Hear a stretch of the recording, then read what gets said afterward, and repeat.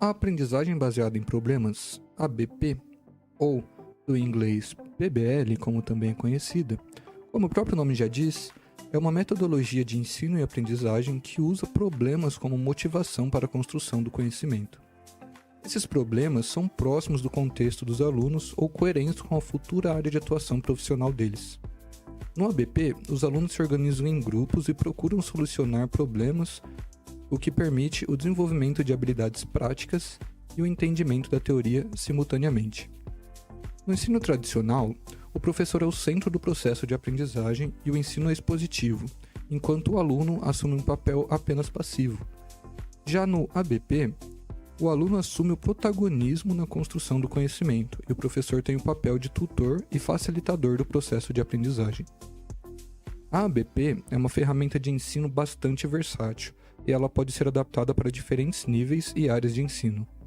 Para isso, basta que os problemas sejam baseados em situações do mundo real relacionados ao curso em que a ABP vai ser aplicada. Ela já foi desenvolvida em diversos moldes, inclusive de forma híbrida com um método de ensino tradicional, com aulas expositivas precedentes à apresentação da situação-problema. As estratégias de ensino-aprendizagem, como a ABP, são divididas em algumas etapas de consecução, que permitem o exercício de algumas operações de pensamento específicas. O processo começa com a apresentação do contexto-problema pelo professor tutor. Um contexto ideal deve ser parte do cotidiano dos alunos, além de chamativo, funcional, de fácil apreensão e ter um grau de dificuldade equilibrado. Nessa etapa, são trabalhadas as operações de pensamento de identificação, interpretação e análise. Em seguida, inicia-se a etapa de levantamento de hipótese, em que os grupos começam a discussão do problema e levantam hipóteses de como solucioná-los. As operações de pensamento associadas são imaginação e elaboração de hipótese. Então, as hipóteses são avaliadas e os alunos começam a tentar solucionar o problema usando conhecimentos prévios. Nessa etapa, são trabalhados a obtenção e organização de dados e o pensamento crítico. Depois, são levantados os conceitos ou as teorias que serão necessários para a resolução do problema. Nessa etapa, o papel de protagonismo é dos alunos, cabendo ao professor tutor indicar fontes de pesquisa e supervisionar as atividades. As operações de pensamento trabalhadas são obtenção e organização de dados e planejamento. Os alunos devem, então, iniciar o planejamento do trabalho em grupo, definindo os pontos a serem priorizados, quem pesquisa o quê, quais fontes serão usadas e como será o compartilhamento de novas informações. Essa etapa exige autorregulação e autonomia dos alunos e está associada ao planejamento de pesquisa e decisão. Os membros do grupo seguem então para a etapa de estudo independente e pesquisa, que pode ser autônoma ou em conjunto. Aqui são trabalhadas a obtenção e organização de dados. Depois das pesquisas, o grupo todo se reúne e ocorre compartilhamento das informações e dos conceitos. Esses encontros não são tutorados. Os alunos devem debater o que foi pesquisado e analisar os dados de forma crítica, utilizando pensamento crítico, interpretação e análise. Inicia-se a etapa de aplicação de novos conhecimentos para a obtenção de soluções que o grupo considera satisfatórias. Os alunos trabalham a imaginação, o pensamento crítico e a decisão. Os resultados e as soluções são apresentados com o uso de ferramentas concretas, como slides, portfólios ou relatórios. Esses resultados podem ser apresentados para o tutor, outros grupos de alunos ou até especialistas no assunto.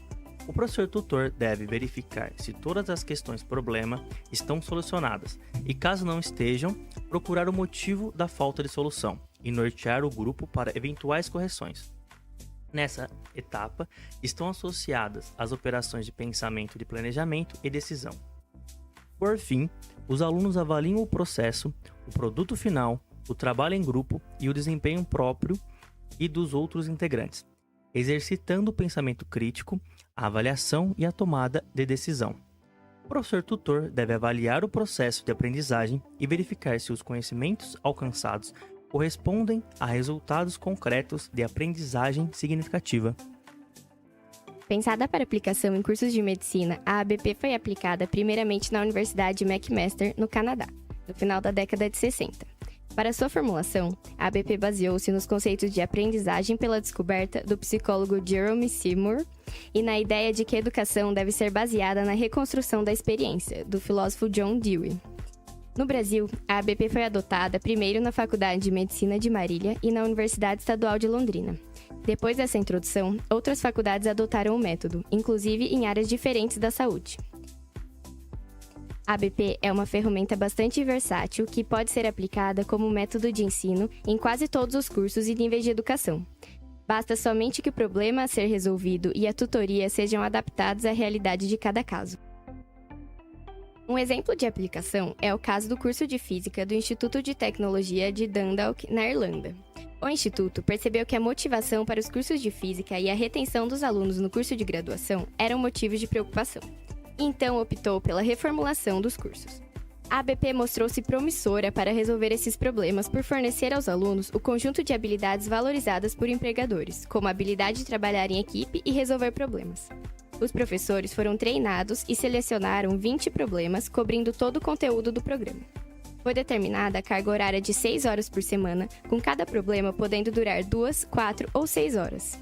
Após cada sessão principal do curso, era feita uma breve revisão dos conceitos para reforçar o que eles acabaram de descobrir por si próprios. Uma das situações problema apresentada foi a Move It Man. Imagina que você trabalha para uma empresa de alimentos que fabrica doces. Você está encarregado da área de embalagem e você acaba de receber um novo transportador. Existem 5 rolos intercambiáveis de diferentes diâmetros. Sua tarefa é configurar o novo transportador. O manual estipulou que a velocidade angular do eixo de transmissão não deve exceder 10 radianos por segundo. O motor e as engrenagens são da marca Farnell e seu gerente tem o manual das peças. O controle do sistema é projetado para funcionar em 2 velocidades, velocidade máxima e metade da velocidade máxima. Inicialmente, a velocidade do transportador deve ser definida entre 70 e 80 mm por segundo. Após o estudo dessa situação-problema, os alunos deveriam investigar o sistema de transporte e responder as questões. Como seria afetada a velocidade linear da correia pela duplicação do diâmetro do rolo de marcha lenta? E, com um rolo de acionamento de raio 1 metro, qual a velocidade linear da correia quando a velocidade angular é 1 radiano por segundo? Esse problema foi selecionado para ensinar os alunos a relacionar movimento circular com movimento linear, usar a unidade radianos e utilizar equações envolvendo velocidade angular. Como resultado do uso da ABP, foi observado que os alunos estavam mais curiosos, mais confiantes e faziam mais perguntas até mesmo em disciplinas ministradas de forma tradicional. Os exames foram mantidos com o mesmo formato que nos anos anteriores, em que era aplicado o ensino tradicional, de modo que as comparações diretas puderam ser feitas. A média da sala nos exames saltou de 30% com o ensino tradicional para 50% com a ABP. O resultado final, incluindo a avaliação contínua, saltou de 65% de aprovação para 84%, e a taxa de retenção também aumentou, de 43% para 65%. E pensando no contexto atual de pandemia, seria possível aplicar a ABP no modelo remoto? Uma universidade da Austrália mostrou que sim. Lá, a ABP foi aplicada para ensino de física em 2 turmas, uma 100% presencial e outra 100% online. Os resultados mostraram que, com aplicação adequada de tecnologia, chats e fóruns de discussão, a ABP pode ser usada com sucesso no ensino à distância. O número médio de postagem em chats e fóruns de discussão por aluno foi o mesmo para os alunos presenciais e os à distância.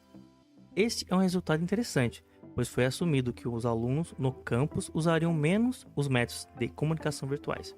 No entanto, eles gostaram da flexibilidade oferecida pelas comunicações eletrônicas e pelo trabalho em equipe virtual. Alguns desafios ainda precisam ser superados para o aprimoramento da ABP.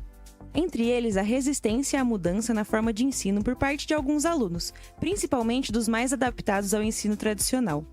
Além disso, existem indicações de que os alunos que aprendem a partir da ABP possuem algumas lacunas teóricas em seus conhecimentos, o que ocorre por 2 motivos. Eles adquirirem os conhecimentos funcionais sobre um tema, mas não conseguirem nomeá-los, ou eles não estudarem todo o conteúdo por falta de tempo. Realmente, um dos grandes problemas da ABP é o tempo necessário para trabalhar cada tópico, que é consideravelmente mais longo que o tempo necessário para trabalhar um tema de maneira expositiva. Outro obstáculo é a necessidade de adaptação dos professores, que precisam entender o método completamente, se aprofundar mais nos tópicos trabalhados, se dedicar por um tempo maior à disciplina. E por fim, a maior complexidade no processo avaliativo é uma grande dificuldade. Esse vídeo foi produzido por Beatriz, Giancarlo, Luana e Rafael. Muito obrigado pela atenção, esperamos que vocês tenham gostado.